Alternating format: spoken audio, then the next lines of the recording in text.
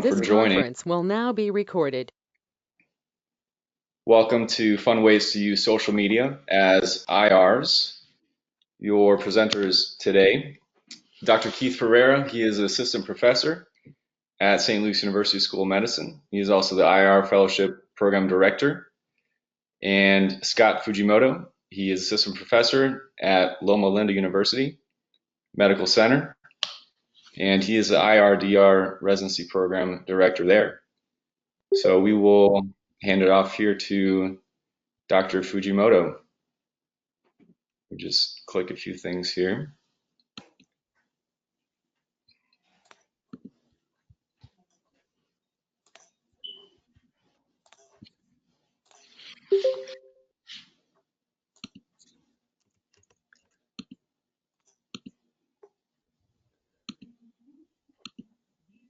All right. Make presenter. Okay, here we go.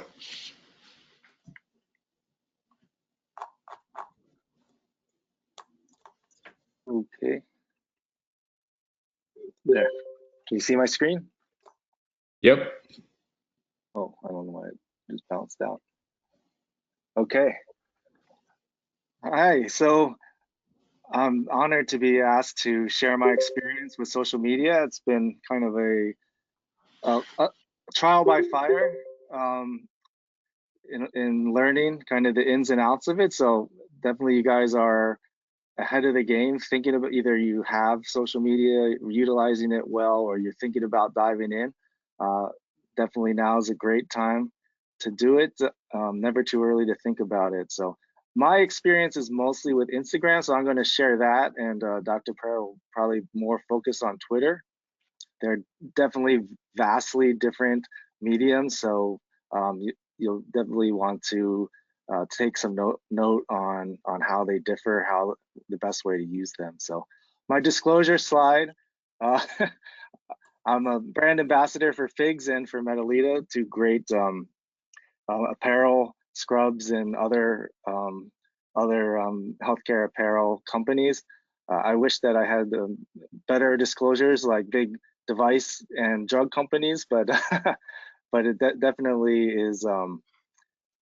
It's fun. It's a fun way to get involved and to kind of show your personality, becoming an ambassador. So definitely is kind of fitting for this talk. Social media is a powerful networking and marketing tool. It's here to stay. It's pervasive in our culture. So it's more or less a question of if you're going to use social media, but it's more of a question of how you're going to use it, how well you're going to use it. And definitely, if you are going to, why not make it fun? I'll quickly go over a case study of my own page. My social media was primarily using Facebook and very passive Twitter use. But in July 2019, I became the program director for the Loma IR/DR residency. So I wanted to kind of highlight kind of what it's like day in the life, pretty much day in the life of IR attending and program director. So I decided at July 1st, beginning of that academic year, to make my Instagram public. I was afraid that I was late to the game. I only had 300 so followers, mostly family and friends. But I wanted to just show people what it's like to be IR, what our day-to-day life is like. I chose Instagram because of the visual nature of radiology.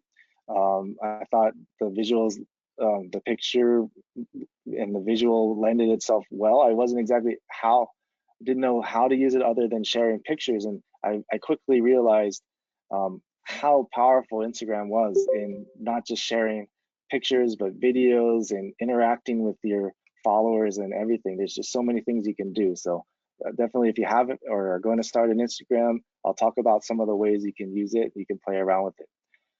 As of today, I have over 7,000 followers. It's a mix of friends, colleagues, medical students, and the general public. You'll hear the term engagement, and for Instagram, anything over like a 1% to 2% engagement is very good. So that's the percentage of your followers that interact either by likes or comments with each one of your posts. My goal is, or I had a goal within a year or so to reach 10,000 followers, and with that, you get a swipe up feature on your stories. And now that is an excellent way to convert followers into potential patients, or if you have anything else that you are promoting or advocating for, that they can go directly from your story. You probably noticed that there are businesses that or larger accounts that you can swipe. They have a story, they're talking, say I'm talking about, uterine artery embolization. I go, so do you have any of these symptoms? Swipe up and it'll take you directly to like our group webpage. You can call in for a consultation. So it's an excellent way to convert some of your followers into patients. Kind of during this time, the focus of my page shifted from day-to-day life of IR, and I really noticed, and I'll talk about it later, that the key is authenticity. Like your followers like crave an in-depth look of like who you are, not just what you do, but who you are, and like you're marketing your greatest asset, which is yourself.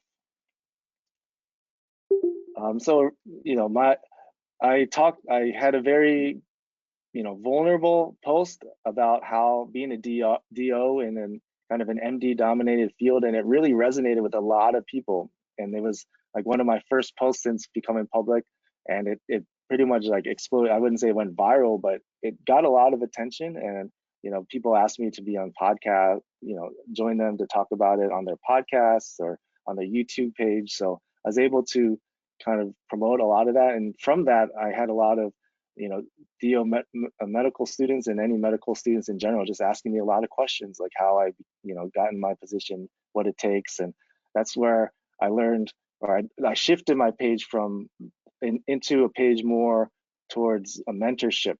And I realized I didn't have good solid mentorship coming from my school. I was kind of like on this all on my own. So giving students a way to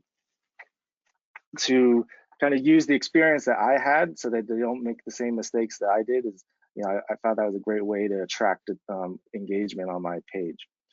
So that's, it's really important for you to find your why. What is your purpose? What's important to you? Because if it's, if you have an authentic purpose, that will shine through in your page, and your audience will see that.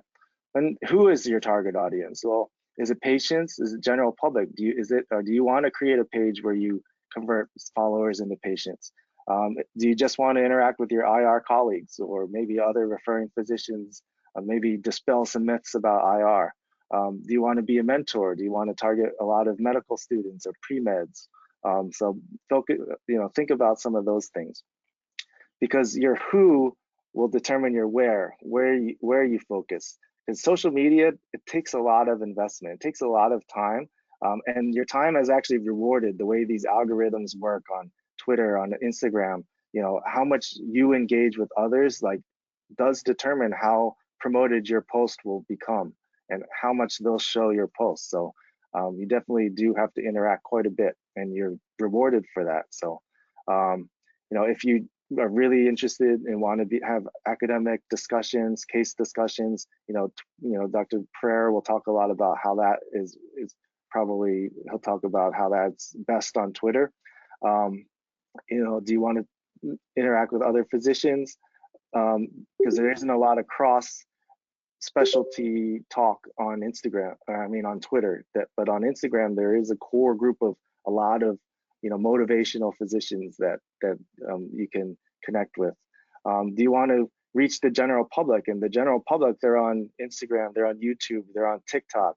I haven't forayed into TikTok yet, or if ever, but there are, I have friends that are on it. That there's thousands of like pre-meds that ask them, that want to, that look up to them, and they want to know, how become a physician, how they have work-life balance, a lot of things like that. When to start? Right now. I thought, I'll never get to that level. I had a friend who's at Loma. She has over 100,000 followers, but at the time, like 2 years ago, a little over a year ago, I saw her page. Maybe she had like 30,000 followers. I said, I'll never get there. And it doesn't matter. You don't need to get to 30,000. It's just like, it's good to have kind of goals or your sights set, but it's the best time to start is now, and kind of build organically. It's harder to build now. It takes a lot of effort, but I think it's definitely worthwhile. So, what do you post on Instagram? Content really is king. Like, you don't want, there's no wasted posts. You really have to think about kind of every post that you put in, and you should know that captions do matter. A lot of people actually, I wonder, like, who actually reads the captions? A lot of people do, and I think I polled my audience, and over 50% of my audience actually reads my full captions. And you have a 2,200 character limit. I actually have a hard time paring my captions down. Like, I have to put them in Word and count the characters, and then like cut a lot out just to get it all fit neatly into 2,200 characters. Your goal is to get your followers to engage, either comment or message you, and it really helps to find your niche. Like, what do you want to be? Do you want to be a mentor? Do you want to be just show a lot of cases and have that be your main thing?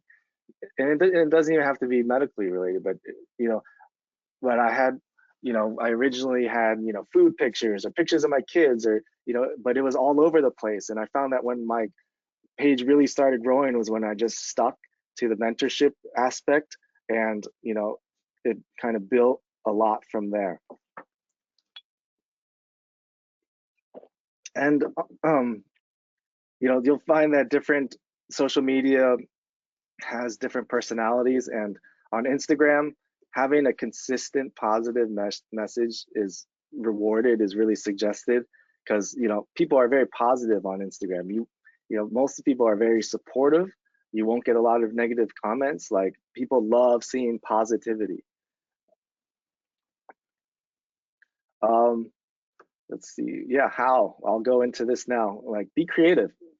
Instagram is extremely versatile as a social media tool, and it has a lot of different ways that your followers can and they want to engage with you.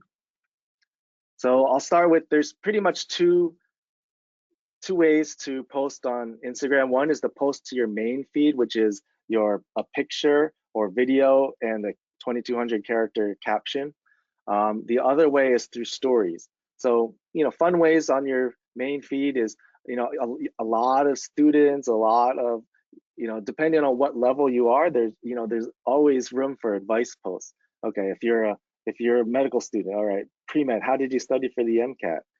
How did you apply to medical school? When you're a resident, how to get into residency? And when you're an attending, different things and challenges that come to where the position you're at. There are always people that are behind you and looking up to you. So advice posts, really easy way to kind of enter in to the world of Instagram. And then as you make friends, you can have collaborations. You can get involved with campaigns. That's a good way. Sometimes there's hashtag campaigns occasionally. So to join in, right now there's a lot about like get me PPE or real heroes wear masks. Kind of join some of those campaigns. People are definitely interested in the radiology, of course. So if you want, posting some information about devices, posting interesting cases that you've done, or using those posts in order to teach. Great way to integrate interventional radiology into your feed. Advocacy is very good, I think very important.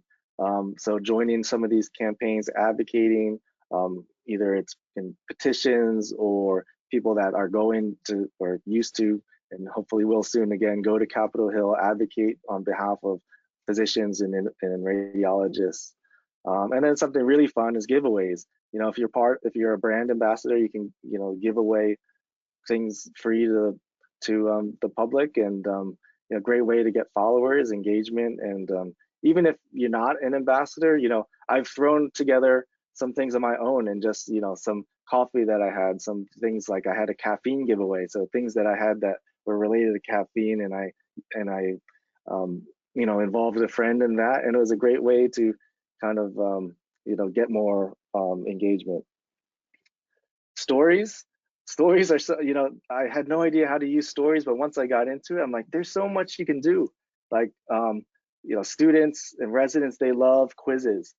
so I'll show a case, and you can give like a multiple choice quiz, and you can see kind of, and how people are learning from your case. You can post a learning case and and see, kind of quiz them how they do.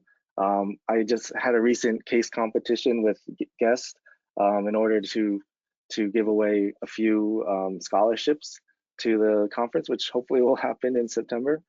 There's also polls. You can see this poll was a poll I asked people, you know, do you prefer the 3-digit USMLE score, or do you prefer the pass fail that it may go to? Overwhelmingly, people said that the 3-digit score was preferred. And then, of course, important polls like what's better, the Chick-fil-A or Popeye's chicken sandwich? That's things that you can do for fun. Great way to engage with your followers are Q&A sessions, whether it be live or they can send them to you through your stories. There's a sticker that you can put in. It'll say like, ask me it. You can put anything you want, ask me anything. They can just, put in a question and you can answer it on your own time, or you can have a live question and answer session. You can either record video answers and or you can have a Instagram live and have them send you questions and you answer them live. I'm not often comfortable on camera, so I don't do a lot of live or video stories, but the more you do it, the more practice you have, the better you get at it. There's also group chats that you can join. You can actually create group chats through your stories. Like one fun way I did was I was going to a conference. I said, who's going? Join my chat. And then everyone who was going in kind of just all they had to do was click the button in my stories, and we all came into a chat, so you could plan things like meetups while you're there. So really fun and easy way to involve your followers. And then just fun with friends. You can reshare people's stories. You can have follow chains or story chains. And this was our IR swag. You can see Dr. Periera in the bottom there showing his, and then it's sort of like an Inception story and within story thing right there. So yeah, so that's my little spiel on Instagram. Follow me at DocFuji on Instagram or at IR.Fuji. And feel free to email me or drop me, to be honest, DMs on Instagram. I'll get to that just as fast, if not faster, than email. So feel free to DM me any questions that you have. I'll be happy to help. Thank you so much, Dr. Fujimoto. Just had a question. How did you become a brand representative? Um, so some companies will reach out to you. If you have, if you have a following and an engagement that they like, a lot of companies will reach out to you. Someone's like Figs is a huge brand, and a lot of people, definitely want to be Figs brand ambassadors. So there's an application process. You reach out to, don't feel free to reach out to companies too that you like. You're like, I love using your product. Just send them a message. Is there any way I could, we could collaborate or represent, or do you have an ambassador program? If they do, they'll direct you to their application. Or if they don't, then at least you tried and asked. So yeah, that's one way. And I will say that be careful when you do reach a certain amount of followers. Companies will reach out to you. Be careful who you do affiliate with. Make sure it's a company that you can really believe in, or if it's products, or if they want you to promote a product, make sure it's a product that you would use yourself, or something that is not something that's not FDA approved. Like there are some physicians who have even gotten in trouble. Well, like a really big name one, he had over 100,000 followers. I won't name him, but he was promoting these vitamins that were not approved and things like that, and he got in big trouble doing that. So I would be very careful about what you promote. Did you find that becoming the brand ambassadors increase the number of your followers and your interaction with your I followers? think for sure, like especially with Figs, it's I mean it just has a lot of brand recognition. So they come to your page and they see, like, it gives you kind of credibility there in terms of that, for the other healthcare workers. And if there's, radiologists or medical students, like, just, having like the title of program director, it just kind of gives you instant credibility. But definitely there's other ways to involve yourself. If there's people that you want to engage with, there's, follow them, engage with them, comment on them, and they'll probably reward you with a follow back too. So that's another way to grow. Perfect. Well, thanks so much. Does anybody else have any questions? How much time on average do you think you spend growing your Instagram account and presence? Okay, Instagram does have a tracker, how much time you've spent on average daily during the week. And I have to say that sometimes I'm embarrassed but when you're first starting out, it does take a solid like 2 hours a day to kind of to engage with people, to grow to find people that follow or are similar to you that you can follow and interact with, and kind of grow it that way. So it is a big kind of a time investment. And I would say that once you're kind of on your way, you can drop it down. And you certainly don't need to spend that much time, but it does help kind of grow faster the more time you spend on it. So that is a caveat. Not everyone does have that time. Although I've seen a lot of students that have started their pages now, especially because they don't have classes. They have a lot of study time, a lot of downtime. It kind of keeps them, during study breaks, kind of work on their growth. I have a quick question. Can you hear me? Yes. Great. Thank you. I apologize if I might have missed this a little earlier, but something that I've been peripherally kind of concerned about, or at least thoughtful of, is institutional perception of what's going on and what I'm doing. Can you speak to like how you navigated that? If there were any challenges, did Loma Linda say, hey, you can't, represent us on your webpage or your, Instagram or anything like that? Anything that's really kind of specific to institutional concerns? There definitely are. That's a great question. Some institutions are more relaxed than others. Obviously, you want to stay HIPAA compliant. It's up to you if you want to represent your institution as officially, like an official, Loma Linda Radiology webpage, Twitter account, or if you want to do it unofficially. Like, so even though I am the Loma Linda program director, I usually don't talk about it on my page, or I don't tag them, or I don't, say in official capacity, this is under them. So, and I sometimes will put caveats like this does not, some people will say my tweets are my own, or my Instagram posts are my own. It does not represent my institution. So if you're on the very safe side and you want to, even with your personal page, ask them, but the more the more you involve them, the more they will try to control what you're doing. It's almost like it's, as long as you're HIPAA compliant, you're not doing anything illegal, it's better to just separate yourself from them. Otherwise, they'll if once they're attached to your page, then you represent them, and they're very interested in how you are representing them. So they'll definitely want to have a say, if that makes sense.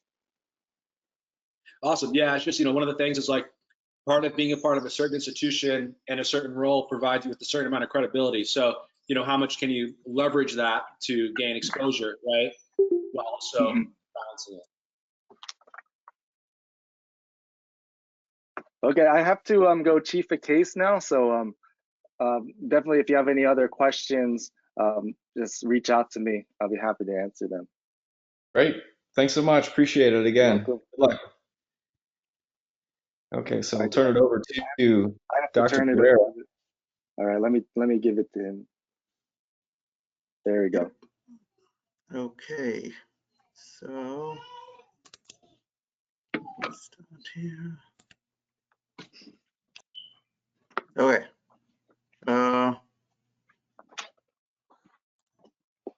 Can you guys see the screen? Yuri, can you see the screen? Yep. Okay. Maybe I'll get my video on too. Can you see me?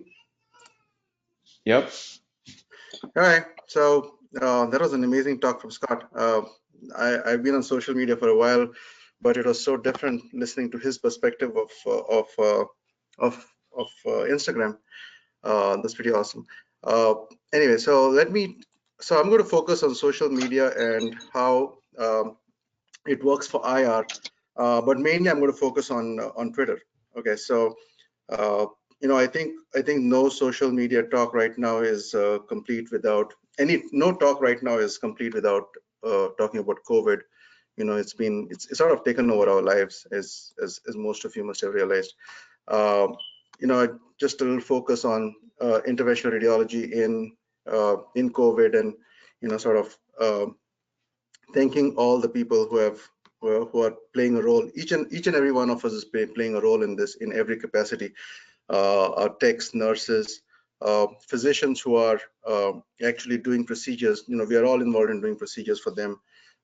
And some of you residents and fellows who have been actually called to the ICUs and ERs. That is pretty awesome. I mean, that is we're really so thankful for what you guys do for us. So thank you to all of you who are here, or convey to all your friends who are working right now in the front lines. Thanks from all of us. So what we're going to talk about is social media. Going to go through a few things. Why social media? Why tweet IR? We'll go a little bit into how to tweet. And I know that many of you are already into Twitter and doing stuff and things like that, but there are a lot of people who still struggle with basic things. So we'll go a little bit into that. What we should be cautious about, where we should be. Scott addressed a little bit about institution. That will become a problem as time goes by. So you need to be careful about all those things. And last, we'll sort of plan together what is the road ahead. Like what are we achieving with all this? So again, this is going to be very basic. I'm not getting into analytics. I'm not getting into major stuff. If you guys really want this, Yuri can help us arrange for something like a higher level talk at some point of time. So let me get into some basics. Why social media? Okay, you guys know these characters, right? I mean, they are one guy is they're both influential on TV, and they've contributed to digital medicine. Of course, Dr. Oz on the left is more into sensational stories, and Sanjay Gupta is more into science and stuff like that. But both have contributed in the 2000s and 2010s to digital medicine.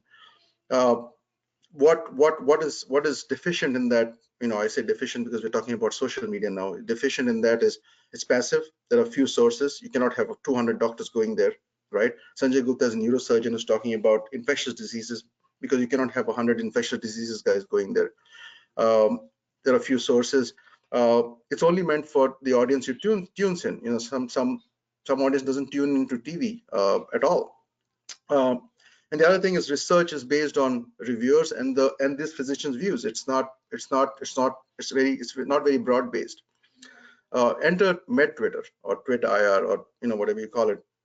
It's more of active interaction. You see research being presented, people interacting with them. There are many sources, many physicians involved. You can get experts in various fields: cardiology, neurology, neurosurgery, interventional radiology, talking to you about what they know best. And we know that specialty does matter. There's a broader audience, and I think this is the focus for us. We have a much bigger audience. How many interventional radiologists come on TV, come on newspapers? Very few. This is the way we can reach to a broader audience. In terms of research, this reviewers are great, but here there's a lot of public vetting. You have a paper which is reviewed by 2 people. Here there's sometimes public vetting, which may be good or bad, but it is what it is. And I think what I really want to focus on is the Twitter allows medical professionals to reach to a broad ranging, from other physicians to trainees to patients, and then we'll focus on that a little later. We go to the next slide. Okay, so this was interesting. The Twitter pandemic. You guys must be involved in Twitter during the COVID times, and I was too. We got so much of information. It is called the Twitter pandemic.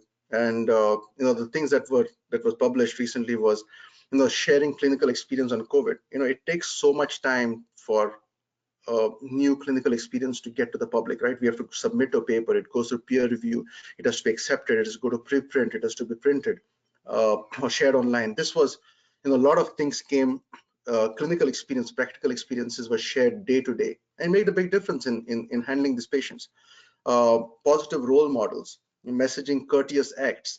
We got to know what others are doing in the country, how to follow them, how to learn from them. We learned so much of IR techniques in terms of PPEs, in terms of room ventilation, negative pressure, so many things from our colleagues because of Twitter. And then there was, as I said, rapid novel information dissemination. As I said, it's slower with papers and stuff like that. And this I thought was an interesting slide. This is from a healthcare social media monitor. They say that conversations are happening whether you are there or not.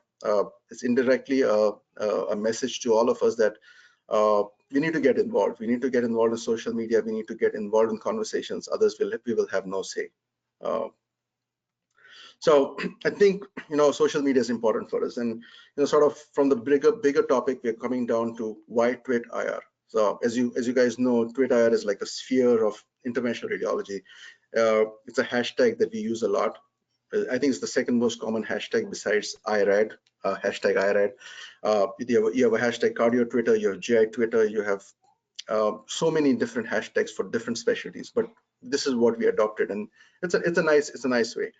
What do we have on Twit IR? We have a lot of interesting things. We have interesting things that we sometimes don't, we see on textbooks, and we see it here live, and it sticks in our brains. This is Paget-Schroeder syndrome, bilateral, live image.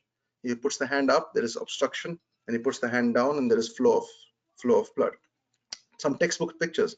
And then we have our own Jeff Chick, who's come, and many other operators who come up with some crazy stuff. I had never heard of lymphatic plastic bronchitis. He put up a post, I had to read about it, how interventional radiologists help. This is a extra axillary, extra anatomic venous bypass. I mean, it's like crazy, and I have no idea what's going on, and at this point I'm too afraid to ask. I mean, you see some crazy stuff, it motivates you to do better. It motivates you to help your patients better by seeing all these things going on. What else do we see? This is a case posted by one of our Canadian IR guys. He used a very novel technique to aspirate a clot from the leg. I saw it later in my practice. I got to see a young girl who had a 16-year-old girl who had a clot in the legs. I called him up. I DM'd him on Twitter. I said, "Can you give me his cell phone?" I called him up. He gave me the details, and I could do this technique and save this patient's leg. It really feels like another fellowship. We've been in practice for a while, but this really feels like you're learning so much from other people, that and it happens live. Tweetorials. I don't know if you guys have heard of tweetorials, but basically it's a collection of tweets that you make. It's like a story that you make out of various tweets. Usually between 5 to 10 tweets. You keep adding them to each other, and it makes it's like a review paper on a review article on a certain topic. This was a recent one that was that we posted about TIPS, BRTO, and BATO. This was actually an invitation from a GI doctor who was talking about TIPS, and he said, I would want my IR guys to come in and share the experience. So we went in and shared our experience. So this is what a tutorial looks like. You have 1, 2, and you keep going down to 9 or 10, as you can see in there. You just give basic concepts about a certain procedure or a certain pathology or something like that. So it does help with education. It helps with interacting with other specialties, and it helps with collaboration. It does help with collaboration with other specialties. So, as Scott said, there are a lot of physicians on Instagrams, and there are a lot of physicians on Twitter and other specialties who want to collaborate about a lot of topics. So it's really nice to help them in every way. What else? We talk about newer articles, dissemination of research, dissemination of practical points about articles, disseminating new practice changes. Really helpful in sending the message across. It was interesting, this the block that we do with uterine fiber embolization. There was a physician from Brazil who got in touch with me, did it for a few patients, was so happy about it. This was even before it got published, because we used to put case reports about it. So it does help in disseminating practice changes that helps our patients and our colleagues all over the world. What about public awareness? This was a Twit IR chat.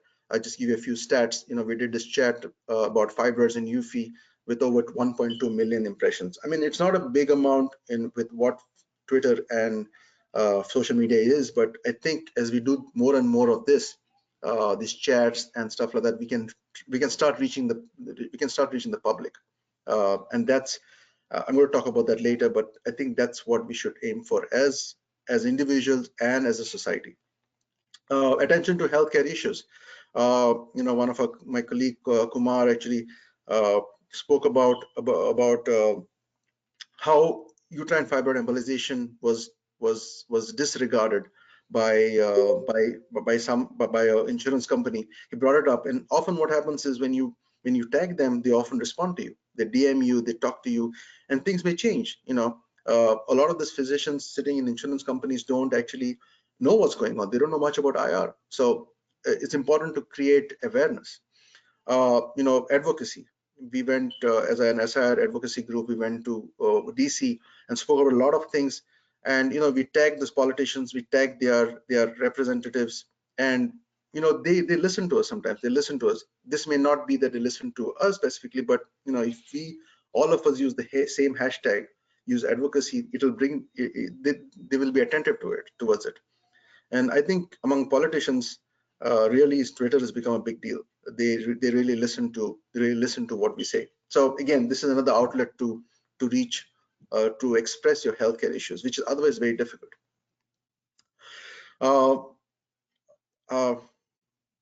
This is I was supposed to record this, but it turned out to be slower than what I thought it was. But I tweeted. I hope you guys are with your tumblers or with your beer mugs right now and having a little fun, because this is supposed to be very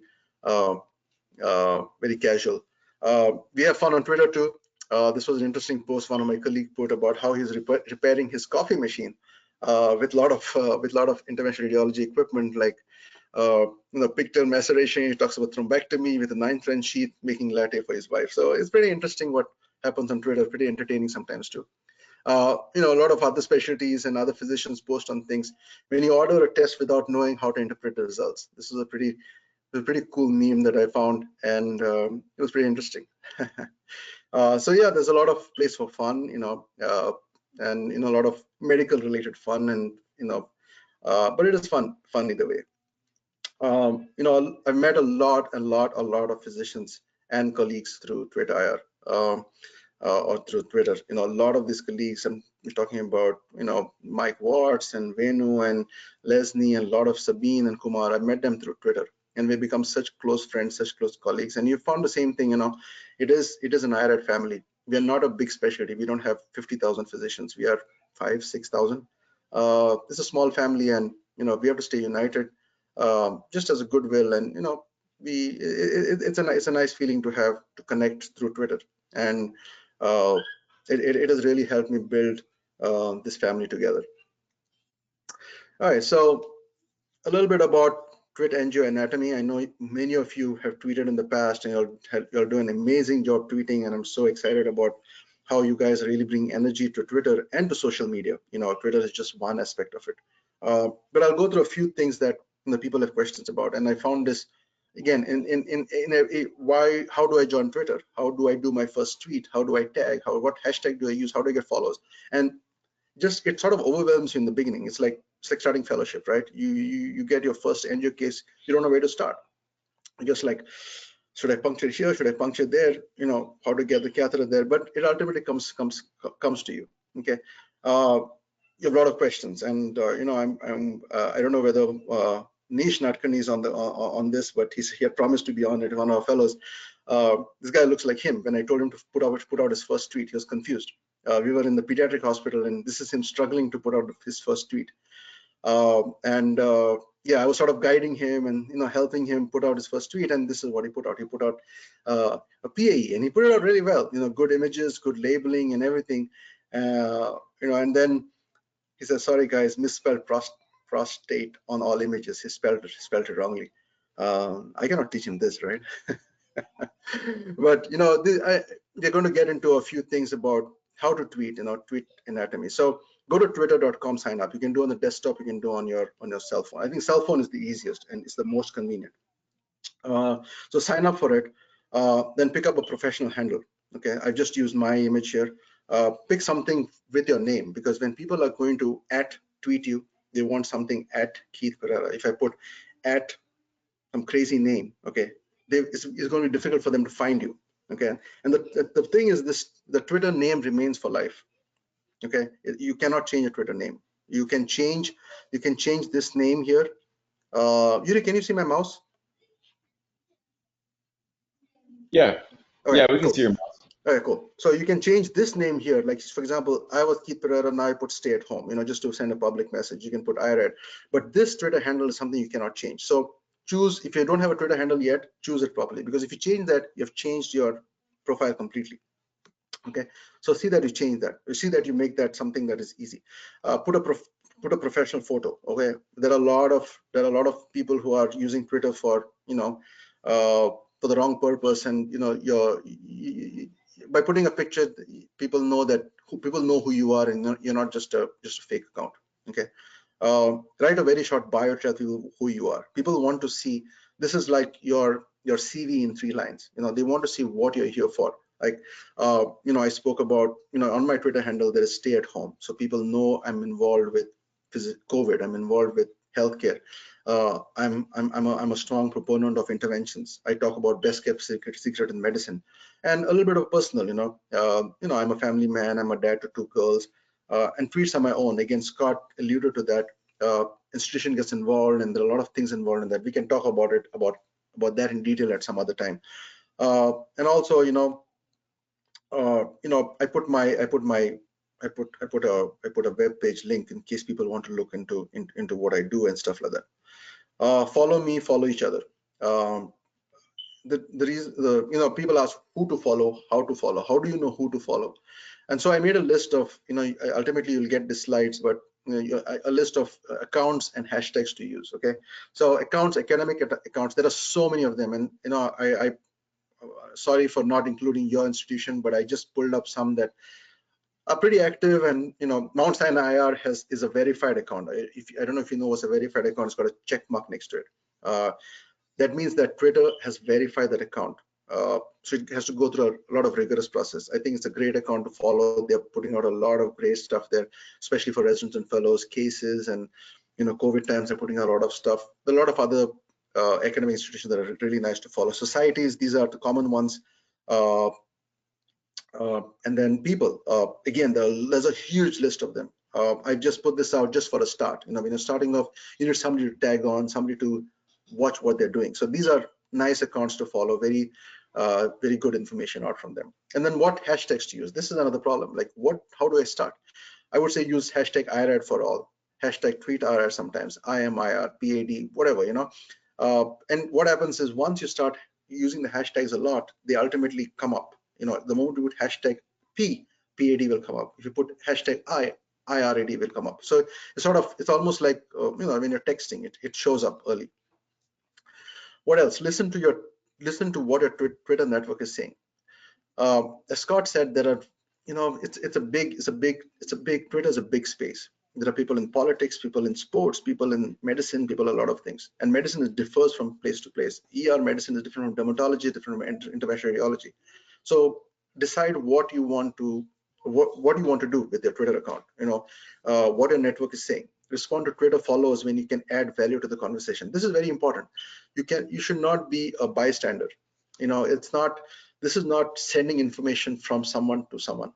Okay, this is sending information to someone to get something from that person back. So if I put out a case, and there may be a different technique to do it, so suggest the techniques. You may have done 200 of these cases versus that guy who's done 2 of these cases. I'm not saying you should put him down, but at least it's nice to collaborate and tell them that, oh, this is a great option.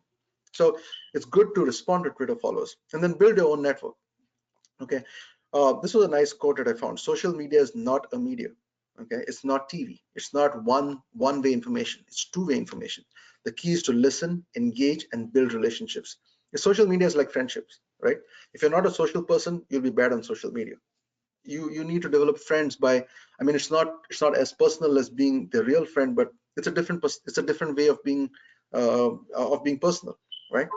What else do you do? Know your options. Okay, so this is a tweet just to show you what to do with a tweet like this. So this is interesting because what I've done is I've actually taken a tweet, okay, from a verified person, and she's a pretty big influencer on Twitter, and I've retweeted it, okay, with an image. So Twitter allows a lot of things which may not be available on Instagram. I don't think Instagram has a retweeting feature, and now they've introduced a picture in that. So what are the options available for you? Down there are options, right? So one, reply. Okay, so you press on reply and you put whatever message you have. Retweeting, so you can retweet. How do you retweet? You press on that. There are two options that show up. Either you retweet, not putting any comment. So this retweet would have been just retweeting this thing, or there's retweet with comment, and that is pretty interesting. I use this a lot, retweet comment, because you always want to put your perspective out also. Like, what do you think about this? Like this particular physician came on CNN about getting PPs, and all of us know the value of PPs, and we were passionate, and I retweeted her to get to my followers. So now from her followers, like for example, one of you, Yuri, may not be following her, but by retweeting, I'm going to have Yuri know her message also. So that retweet helps. Retweet or comment also helps. Those are the two options. You can like it. It's very easy. It doesn't cost you to like much. Like a lot of tweets, especially that interest you. It gets you more engaged. And then there's this option of sharing. So you can share either by direct message, so you can like text message, you can direct message on Twitter, you can add to bookmark. So often what happens is I'm between cases, and I look at a case, it's very interesting. I don't know what to do. I have no time to read it, or I have no time to read that comment. So I add tweet to my bookmark, so I can go back to it at some point of time. I can copy the link to tweet and send it by WhatsApp or text message to someone else. Or I can share tweet. So I can share tweet via LinkedIn. I can share tweet via Facebook. I can share tweet via various other social media. And then this is a nice way of knowing what are your impressions.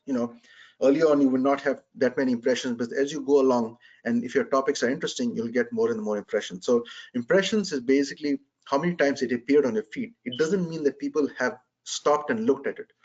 Engagements is when people have stopped and looked at it. Okay, so there are 1254 people who have stopped, looked at it, and probably gone into Esther's tweet and also looked at it. But there are about 37,000 people, and this was in the first few minutes, who have seen it go by, and they've realized, oh, this is something going on. Maybe someone who's not in healthcare decided to make masks, seeing this particular thing. So everything you do has an impact. Okay, everything you do has an impact. What else?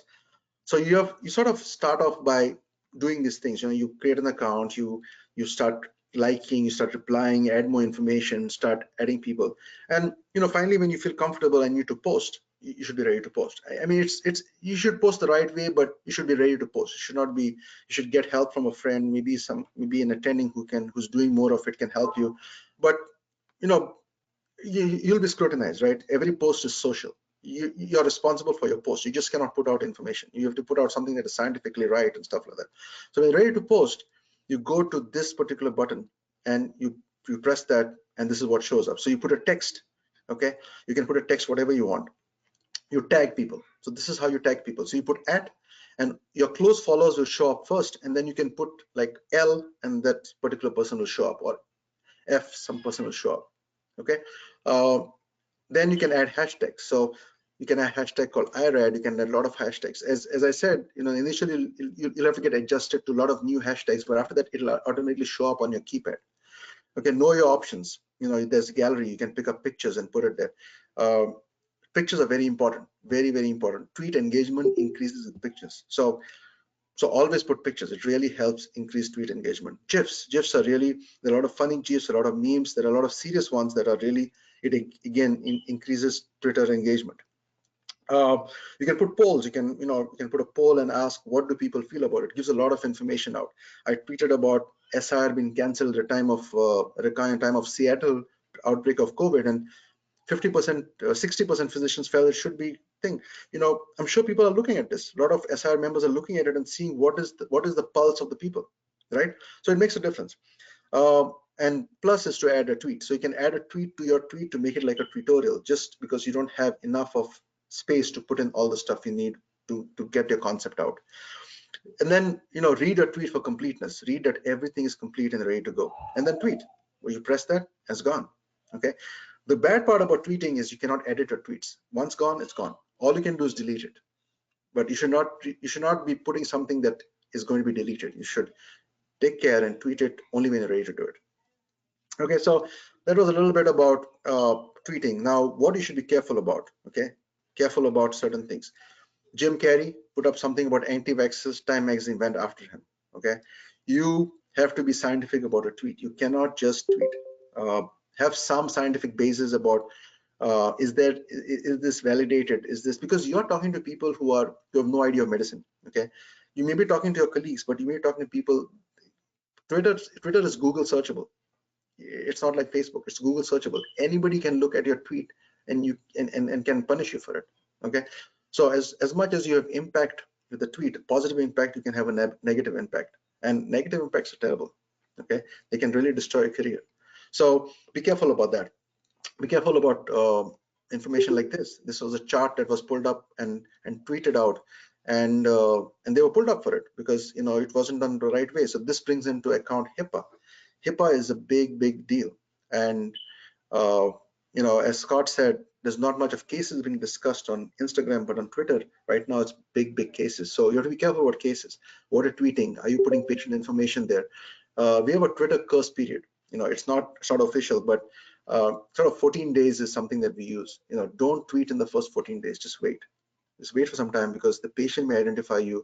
A rare case may be identified by someone else. A co-physician who doesn't like you may identify you. So be careful about HIPAA.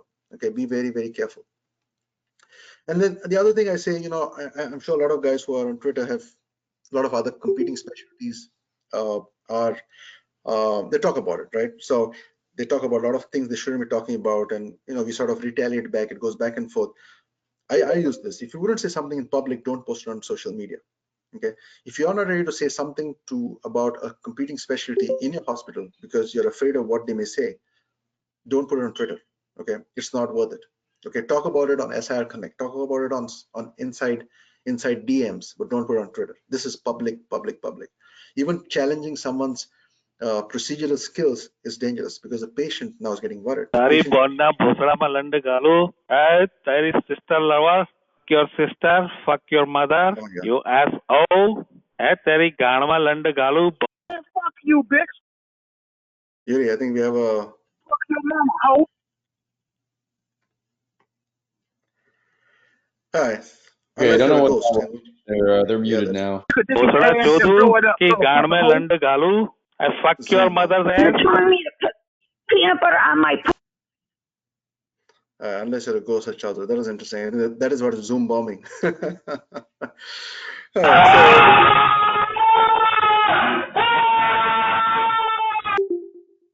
Wow, interesting.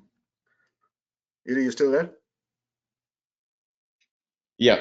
Okay, the road ahead. Okay, getting to the end. I'm on social media because, okay, and I sent this out because I wanted to know a lot of things that people, why they're social media. This was one of my friends from St. Louis. This is an IR guy. It's a great way to network when in private practice, stay current on what IRs are doing, efficient way to get expert opinion and guidance on cases, increase IR awareness within the medical community, and avoid practice in isolation. So, a lot of people are stuck in small practices. Hey, what's up, sir? I'm masturbating my boy cock too, Daddy. I like getting off with older men. I do, sir.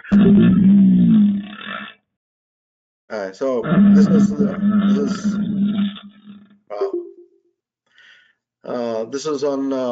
Rakesh Ahuja. I'm on social media because it's an international university of unlimited knowledge. True, very true. I get to connect with some of the smartest people on the planet, and I'm privileged to call some of them my friends. We've built a huge community on Twitter. Okay, you're missing out if you're not there. Yuri is here. I am on social media because I want to stay current on what's happening around me. Very true. Okay, you really need to stay current. Road to IR, a lot of initiatives to raise awareness for the severe need for IR training in Africa. So, a lot of things can be used. A few slides about, this is where interventional radiology is. A lot of people have not even heard of interventional radiology, right? They know who a urologist is. They don't know who they think an interventional radiologist is a nuclear radiation specialist. And this is what I'm getting at. It's funny, but not funny, because it's an identity crisis that we're having. Google trend results for interventional radiology are rising a little bit. But this is a very nice slide, because it shows that I still haven't taken a shit. we are doing pretty well compared to a lot of other specialties. And because we are building this thing on Instagram and LinkedIn, on Facebook and Twitter, which is really working. Okay, I think it's a good sign. I think it's a good sign of things to come. I think it's something I like to see. How we're doing this is Twitter. All the tweets are going up. The Twitter users are going up. And this was an interesting thing that was not presented, but spoken about in what was presented as an abstract to Twitter to SIR this year. It's nice because I want to put this out there just for the audience. Compared to cardiology and orthopedic surgery, IR has a larger proportion of active Twitter users, which is awesome. All of us are very active.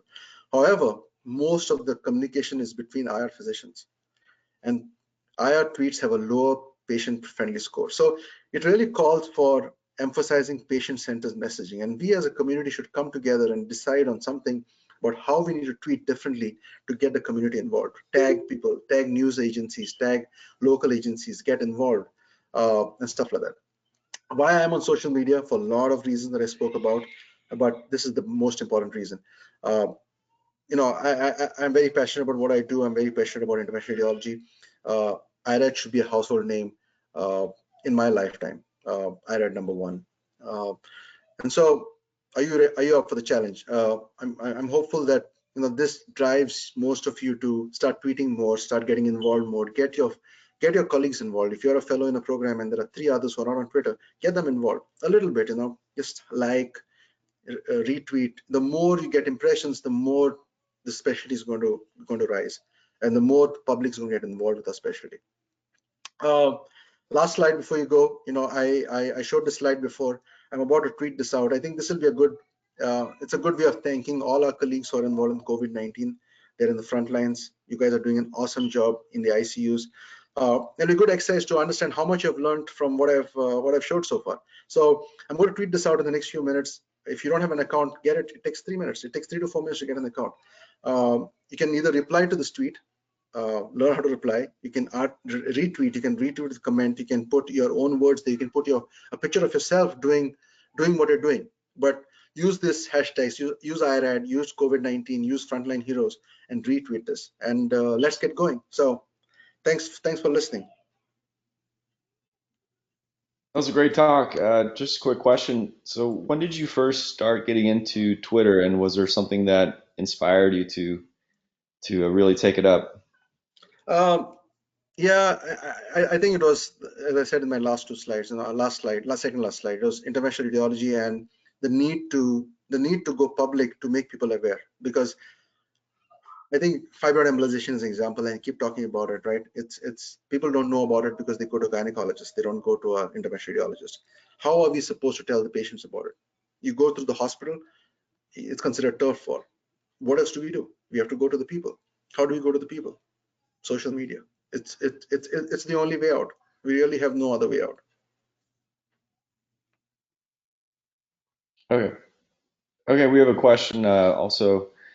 Follow-up question from earlier. When trying to push certain personal messages, for example, get me PPE, there have been stories of institutions on the East Coast reprimanding their employees for speaking out against the shortages. How do you reconcile communicating your thoughts honestly while also protecting yourself?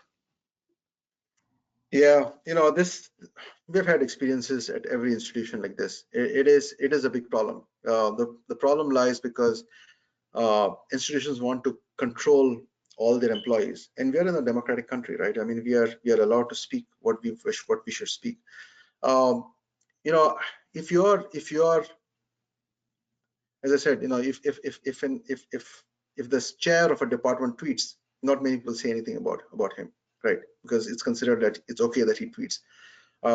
It's more difficult for a resident or a fellow to tweet and be a little more aggressive. I completely agree, and I've had my own share of issues. I have had my own share of issues about why I tweeted this, why I didn't tweet this. What I didn't tweet, but why did I say this? And I think it's a slow process. I think when when I started this off and I had 20 tweets, and I was sort of, looked upon like, this guy's just new and doesn't know what he's doing. As you gain more followers, as people start looking at you like you know what you're saying and you know what you're doing, I think then there's more of a respect. And everybody's in this together. We are all having issues with a lot of posting cases, posting concepts, posting healthcare issues. But I think it takes a long time. It takes some time for them to get confidence. And I think another thing is post good things, right? Recently, I've been talking about Get PPE. I've been posting a lot about Get PPE, and then recently our hospital decided to re-sterilize UV masks, and I think that was amazing, right? So I tweeted about that, and I tagged the hospital and I said, "Thank you for doing this for us." So, I don't think unfortunately, if you came into Twitter 20 days ago, it's a bad time to put Get PPE, because I can understand people are going to pull you up. But at the same time, you want to do it because your life is at risk. But maybe don't do this in the beginning. Try to get confidence of people and then start doing it.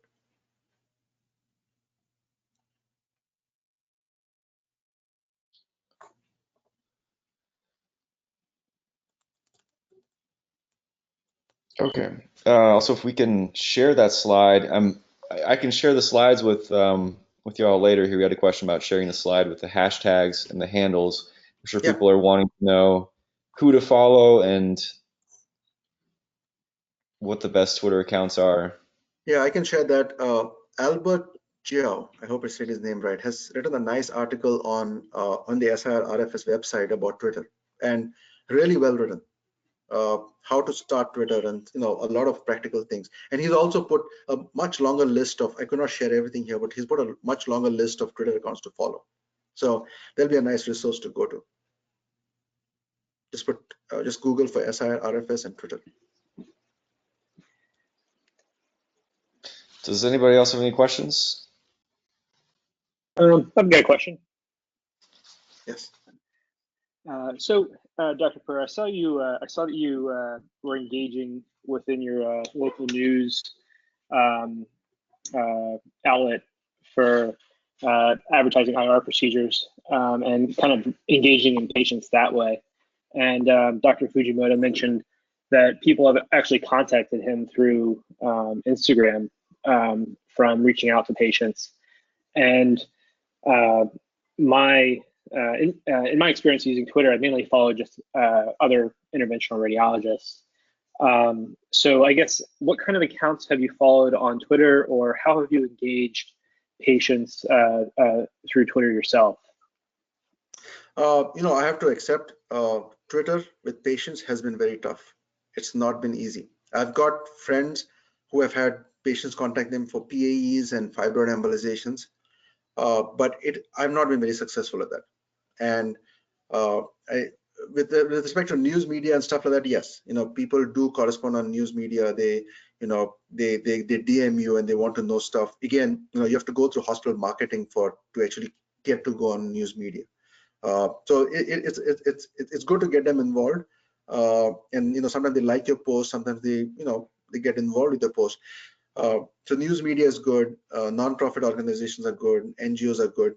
Patients has been very difficult on Twitter. And that is a conversation that, I think as a community we should have about what to do. I think Instagram has had much better success with. Is Scott here? I'd like him to chime in about what's his patient interaction on Instagram. Oh yeah. Yeah, definitely Instagram is better because it's where the public is. It's where they can find you. You're more visible. I think there's a big push for, patients use, review sites like, I don't like Yelp or I don't know, Health Grades, and they want to know that they can trust their physician. So, you're marketing yourself on Instagram. And the good thing about that is you get to control the narrative. So you get to decide what you post, the perception that you want people to have of you, the positivity that you have, the results that you might get. So that can get a lot more attention, because your previous posts are there they're more visible. That's the thing about Twitter. Things are posted and then they're gone, and it's harder for patients to find you. And Instagram, like I mentioned also about the swipe up feature, there's ways that you can connect directly to your website that they can find you. So that hasn't been my focus yet, and I am still kind of novice at that, but I do have friends on Instagram. Let's see, like William Niem, I think he's at Fibroid Doc, the Fibroid Doc. He he definitely reaches out, and he's not a big account, but he says he gets a lot of patients from Instagram because that's his focus. So yeah, and then I can imagine YouTube or TikTok. That's a lot of general public. They're there. So I'm sure there's a good way of Twitter, but that's a great conversation that we probably should have. How to leverage a Twitter into actual patients.